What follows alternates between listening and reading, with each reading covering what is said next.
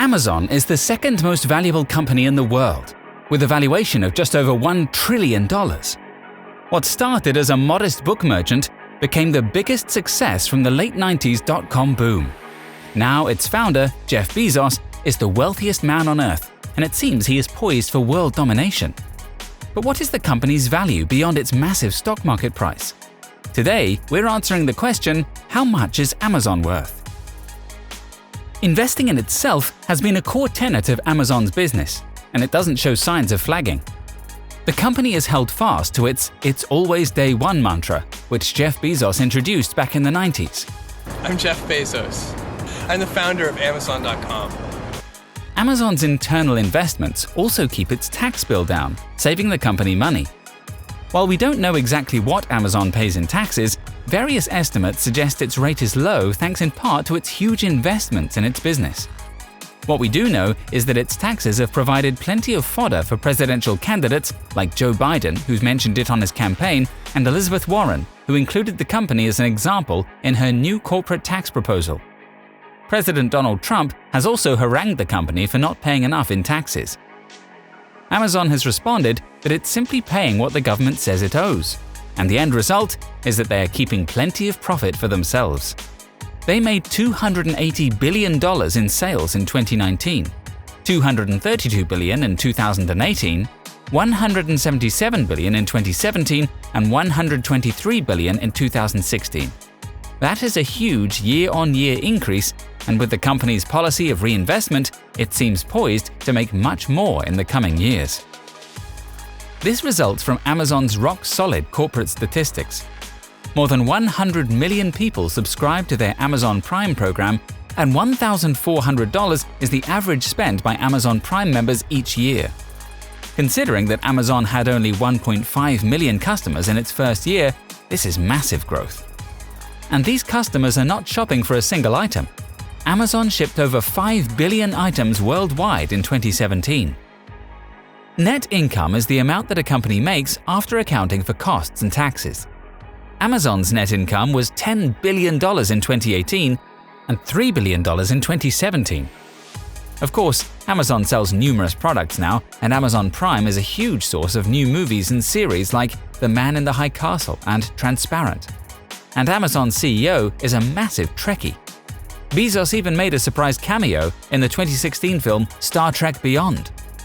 In addition, Amazon's cloud computing business is less comprehensible to the average consumer, but is no less profitable.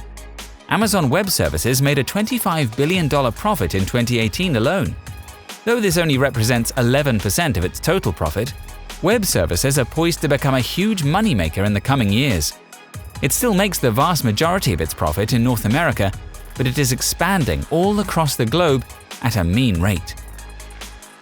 Skeptics claim that because of Amazon's reinvestment strategy, they rarely turn a sizable profit, and this was true for many years, but now the strategy has paid off, and anyone who bought Amazon stock 5 or 10 years ago is certainly thanking themselves.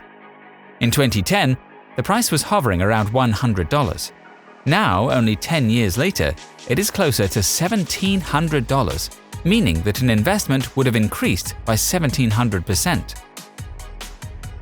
The quest for world domination continues as Amazon gobbles up many popular companies, including the audiobook service Audible and gaming platform Twitch, clothing distributor Zappos, and Whole Foods Market.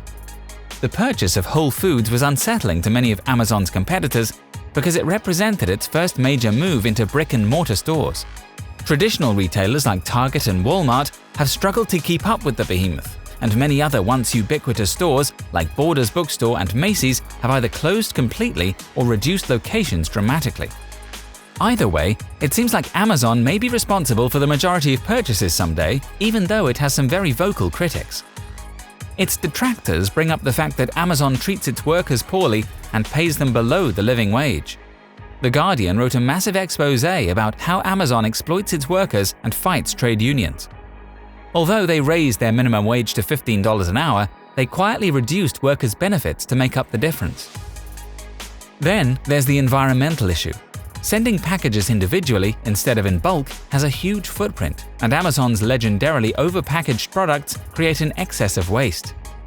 Beyond this, critics believe that Amazon facilitates the human rights crisis on the US-Mexico border through the use of their web services. But the fact remains, Amazon is extremely popular, and Jeff Bezos, the mysterious billionaire behind the company, continues to get richer and richer. With a net worth well in excess of $100 billion, Bezos is easily the richest person in the world. Bezos apparently used to be an occasionally explosive boss, but there are rumors that he has hired an executive coach to help tone it down. I don't know. In fact, Bezos was seen by the public as needlessly quantitative and data-driven. Some even viewed him as cold-blooded. His relative lack of philanthropy compared to other billionaires has drawn a negative response from the public since 2016. The truth is, Bill Gates would still be the wealthiest person in the world if he wasn't so focused on charity, giving more than $30 billion away in the last few years alone. He and Warren Buffett have committed to giving their full fortunes away during their lifetime. Compare that to Bezos, who is still hell-bent on expansion and world domination. However, after a messy public split with his wife, Bezos announced that he was pledging $10 billion to help the environment. Most people are waiting to see if this promise actually amounts to anything before giving Bezos any kudos. Considering his company has the highest valuation of any in the world, Bezos is pretty hesitant to give kickbacks to his own employees. In general, he has set a frugal tone at Amazon, which doesn't throw perks like massages or free lunch at employees. Not everyone knows that Bezos came from humble beginnings. Bezos was born Jeffrey Preston Georgeson on January 12, 1964 in Albuquerque, New Mexico, the son of Jacqueline Geese Jorgensen and Chicago native Ted Jorgensen. At the time of his birth, his mother was a 17-year-old high school student and his father was a bike shop owner. After Jacqueline divorced Ted, she married Cuban immigrant Miguel Mike Bezos in April 1968. Shortly after the wedding, Mike adopted 4-year-old Jorgensen, whose surname was then changed to Bezos.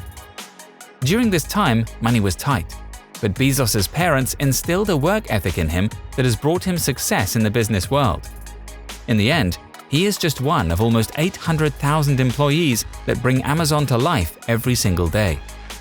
While it seems poised to grow exponentially in the coming years, it is truly up to each individual investor to decide how much is Amazon worth.